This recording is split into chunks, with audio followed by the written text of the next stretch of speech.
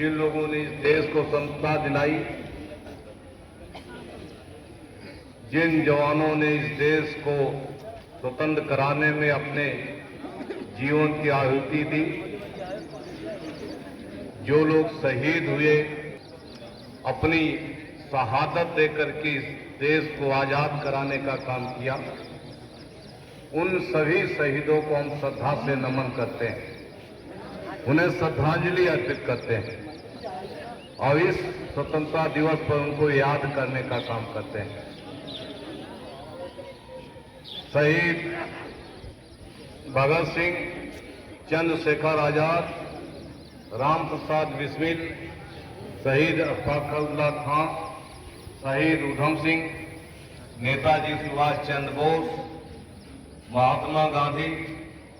तमाम ऐसे महापुरुष और बलिदानी लोग हैं जिन्होंने स्वतंत्र भारत में पैदा हुए। स्वतंत्र भारत में हम जी रहे हैं और स्वतंत्र भारत में हम सांस लेने का काम कर रहे हैं। आप याद करो उस समय जब अंग्रेजों की गुलामी थी, हमारे पूर्वज कैसे, उनको ऊपर कितना अत्याचार किया जाता रहा, कितनी गुलामी, बेबसी भरी हुई जिंदगी उस समय जीने का काम कर रहे होंगे। महात्मा गांधी ने कहा था कि हमारा देश आजाद होगा, हमारी अपनी सरकार होगी, हुकूमत होगी,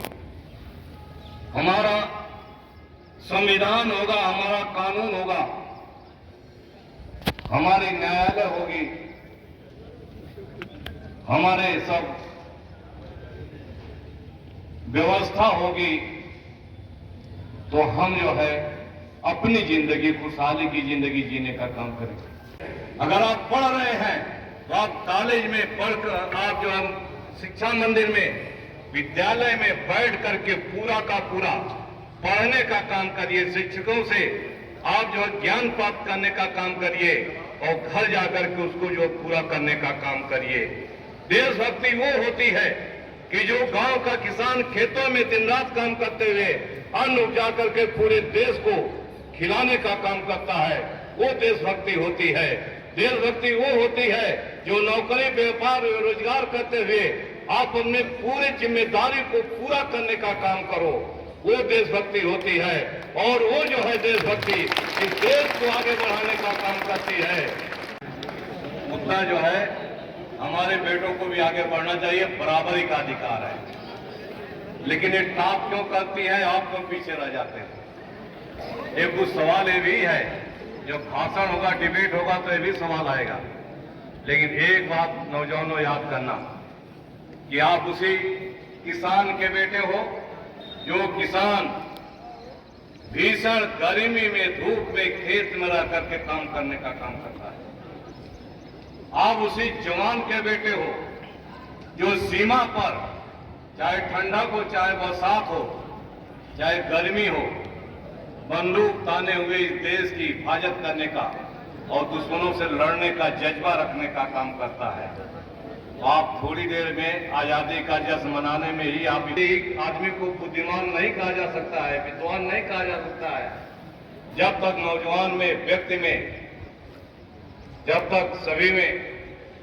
आचरण, शिष्टाचार और मृदु भाषा और आपको संस्कार, जब तक ये सब बात आप में नहीं आएगी, तब तो पढ़ा लिखा व्यक्ति भी जो है वो जो है बुद्धिमान नहीं कहा जा सकता है। व्यक्ति का व्यक्तित्व इन सारे गुणों से मिलकर के बनता है। भारत माता की जय।